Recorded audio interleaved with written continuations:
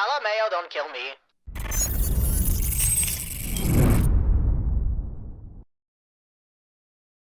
I don't even know what to say at this point, outside of, you know, I called it. 51 top-performing decks from 10 tournaments that were held in Japan and Thailand during, literally, what, the span of 5 days, I think? 23rd, 24th, 25th, 26th. Yeah, I'm good! Oh, I love myself so much. And I think as soon as I show you the pizza, you might have a little heart attack. But before this video starts, make sure you like and subscribe. Check me out on Twitch and Instagram. You already know the drill. And now, Yes.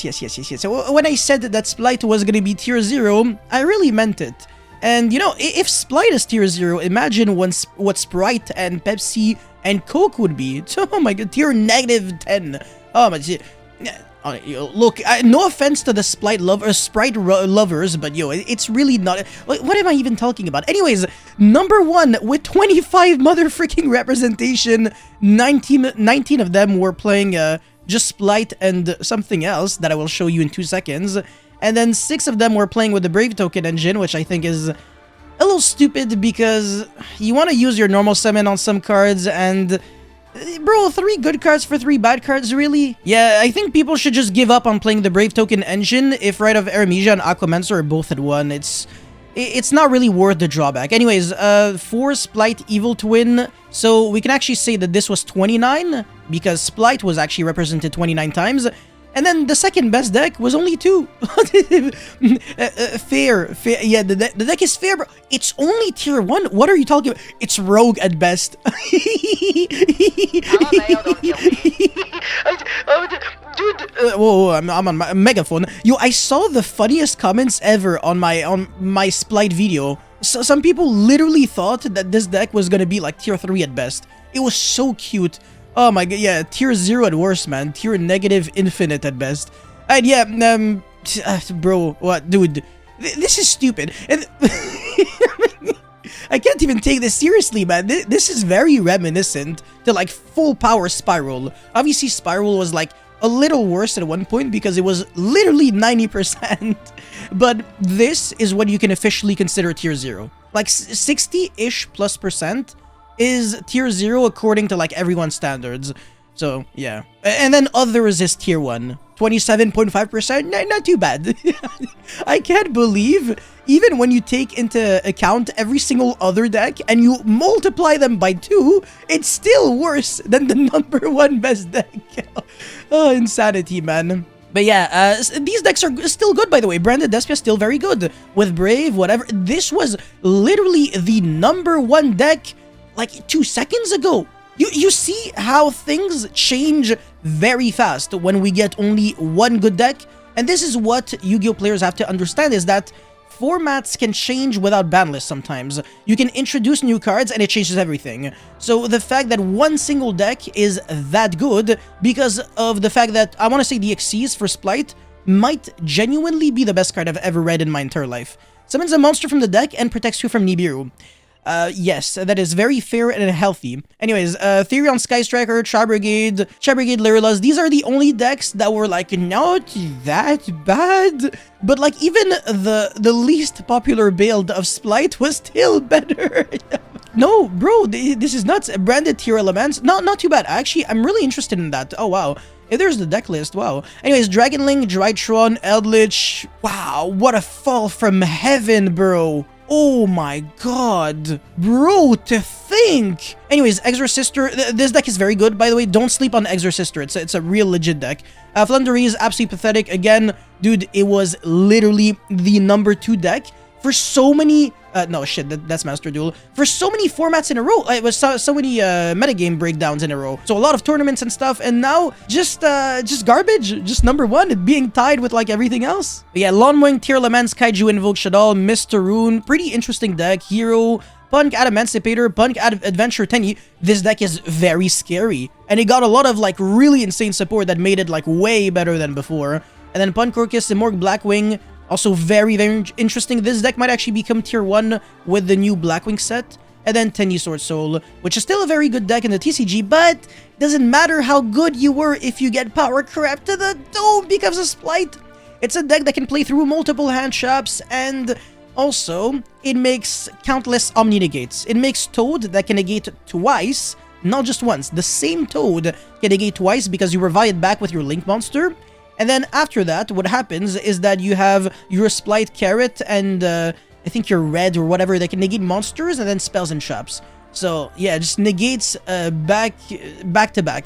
But yeah, all of those things are things that I explained basically in my combo video. So you get to play like 9 Splight starters. So the 3 monster, the 3 monster searcher, the 3 spell and trap searcher, and then the quick play is called Splight Starter, and it's literally a starter. It summons a Splight monster from your deck. How fair and healthy. You can use this on your draw phase to play around Veiler and Jewel and Logbird. And yeah, 2 red, I believe that's the name, so this one negates monster effects, 1 carrot, so that negates spells and traps, 3 Swap Frog, 1 Doofrog, and 1 Ronin Toadin. Even in my deck profile, I said this ratio was probably the better one, so I will be playing 1 Doofrog, 1 Ronin Toadin moving forward. I just realized that 2 Ronin Toadin, 2 Doofrog was a little too much. You didn't need like that many frogs. And 3 Deep Sea Diva. Now, Deep Sea Diva is interesting in this deck because it's not like a Mermail deck. You're not really summoning Neptubis and like doing some real explosive things. You're really just summoning Deep Sea Diva, and then you're either making Needle Fiber to summon like another monster, or you're making just the Xyz monster right away. So yeah, that's kind of funny. But yeah, whatever. Look at the amount of hand traps, okay? 3 Maxi, 3 Ash, 2 Ogre. I'm going to explain Ogre in 2 seconds. 1 Ghost to Mourner, Nani, 3 Veiler, and 3 Imperm with Crossout. 3, 6, 8, 9, 12, 15 motherfucking hand traps. 15 hand traps, 2 Call by the Grave, Crossout, 2 Prosperity. Oh my god. Dude, this deck is scary. 15 hand traps, the number 1, and it doesn't even lose to hand traps. Nibiru is unusable because the Xyz monster prevents both players from summoning monsters that aren't like level or rank 2 or for the rest of the turn or something like that. Level, link, rating, whatever. You get the point, which is actually ridiculous. So recycle back your own interruptions. The deck has a pretty scary grind game. 1 Toad is all you need, so even if the card is limited, doesn't change jack shit. And very toolboxy extra deck. I'm a big fan. Cat Shark, that's cute. Last time I saw that was in Paleozoic, so pretty happy to see a Cat Shark here. And then yeah, Zeus, Downward Magician, Sky Cavalry, Centaurus, terrifying card. Salamangreat, Elmirage. I don't think I understand why this card is here. I'm not gonna lie. If someone could enlighten me, I would be very appreciated. Very appreciative. But yeah, it looks a little random because it's like a Link 1. It kind of conflicts with the inherent strategy, but I don't know, maybe there's a good explanation. And then 2 Elves. This card is also overpowered. This is a Monster Reborn, and this summons from the deck. Needle Fiber, and then Dark, Cerberus Phoenix, Elder Entity Entis, because of another card that I said was going to be very nice in the side deck. And I'm not gonna lie, I kind of forgot the name of this card, but it is not once per turn, it doesn't destroy, and it can be responded to, and sends a monster from your opponent's field to the graveyard by sending 1 extra deck card that actually matches its type. So basically, if your opponent has Phoenix Enforcer, you can actually get rid of the Phoenix Enforcer by sending it to the graveyard, not destroying it, and sending, you know, your own Elder Entity Entis, and then destroy another card. So this card can actually increase the consistency of your deck sometimes. And in a deck that plays Toad, you can send a you can send a Toad and then recycle back a water monster.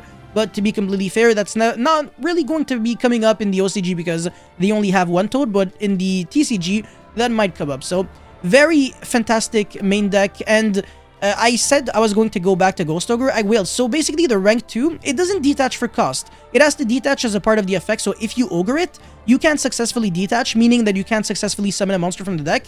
So Ogre actually acts as a Gamma in this deck. That's really good because it means that it might very well be the best hand trap to counter this deck. And we can actually see Ogre becoming a 3 of again. So Ogre has been a very format-depending card. We had it good in the Brave Token, well, good quote-unquote, in the Brave Token format, and we're going to, see it do, a nice job in this format because of the Gigantic Splight or whatever the name is. And Ghost Mourner is, of course, a pretty fantastic card. Can negate monsters that are summoned on your own turn, so you can actually summon a Toad that was revived back with a Splight Elf, but at the same time, this makes it so your opponent cannot target monsters that points to by card effects. This is so stupid, so you can't even, like, Imperm the Toad, you can't Chalice it. Oh my god, this is just too much, man. This deck is actually kind of BS, to be honest. But yeah, whatever. Ridiculous deck. And, by the way, 2 Ghost Reaper. Very interesting, right? yeah, the reason why Ghost Reaper is there is because in the mirror match, you will always win if your opponent doesn't have Gigantic Splight, because to be completely honest with you, it doesn't really do that much outside of summoning Swap Frog and then reviving back your monsters, getting a lot of effects. But to be fair, it's still a good deck without Gigantic Splight, but it's not like an unfair tier 0 deck. But yeah, with Gigantic Splight, tier 0. So if there's one card that needs to get banned, it's this card, which is actually also the cover card. So even our boy Akira's freaking MVP, he is well aware of the best card in Splight. And also to Nibiru, because yeah, 15 hand traps wasn't enough, bro. I don't feel safe enough. I want to play 19. Oh my god. But yeah, 3D barriers. Oh my god. D barrier for Xyz is like disgusting. Oh my god. And yeah, Twin Twister, Red Reboot, whatever. Alright, cool. Splight Evil Twin. I actually want to consider this to be the exact same as the first deck, because it's just a variation. You know, you could actually just play this deck with, you know, the frogs and everything, but replace the Deep Sea Diva with just like a few of the Evil Twin monsters, and that's about it. But this build is a little different because it tries to focus on Artifact Dagda and Artifact Scythe, because your own Evil Twin Kill can destroy your own Artifact Scythe. And when you think about it, all these cards are Link 2s, so they do not conflict whatsoever, and I'm a big fan of that. Yeah, very interesting deck. Doesn't play Toad again, but still plays Artifact Scythe, so 1 carrot, 1 red, sorry, the other way around, and only 2 of the Spell and Trap Searchers, 1 of each of the Evil Twin Extenders, and 3 of the main starters, and not a lot of the spell cards because they might actually get bricky. But yeah, absolutely fantastic deck. I also really like this build. Super fun, honestly. Yeah, a lot of options, and both decks are extremely fun. It's just that they're so good. It's actually insane. If you are still kind of confused on how the deck operates, make sure you check out my combo video, because a single card makes 3 negates through 2 hand traps. Like, your opponent can have Droll and Nibiru, and it doesn't matter. A single starter, like this quick play spell card, is literally double Toad and either the monster negate or the spell and trap negate. So that's just absolutely disgusting. And oh my god, I really need to make a video on Stygian Dirge. This card is terrifying in a format like this. Basically means your opponent can't play, because I think the level of each monster increases by 1 or something like that, or maybe decreases. So in a format where you really need specifically level 2s and stuff like that, Stygian Dirge is really good. And you can't really use like Shadow and Light Imprisoning Mirror very efficiently, because some monsters are different attributes. Obviously, D-Bear is still really good, but if you want to cover as much ground as possible, honestly, Stygian Dirge is a pretty interesting card. So yeah, in conclusion, it's very clear that the impact of power elements was insane. So on the metagame, because Splight is ridiculous and overperformed, exactly as our boy Akira said, taking multiple tops, and has become the deck to beat. People have already forgotten about Despia, and this is something that I've been saying for a while, is that Despia is a good deck. It's a good deck, it's a great deck, but it's not like an unfair deck. You can't really say, you know, Despia is the best deck I've ever seen in my life without being like, you know, full of shit.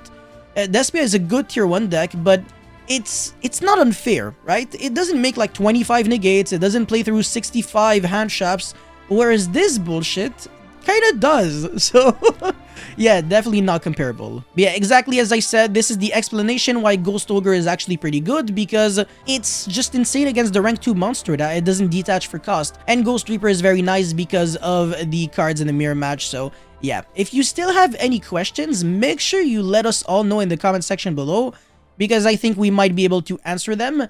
And yeah, that's about it for this video. Let me know your thoughts in the comment section below. Don't forget to like and subscribe, and I'll see you guys next time. Peace.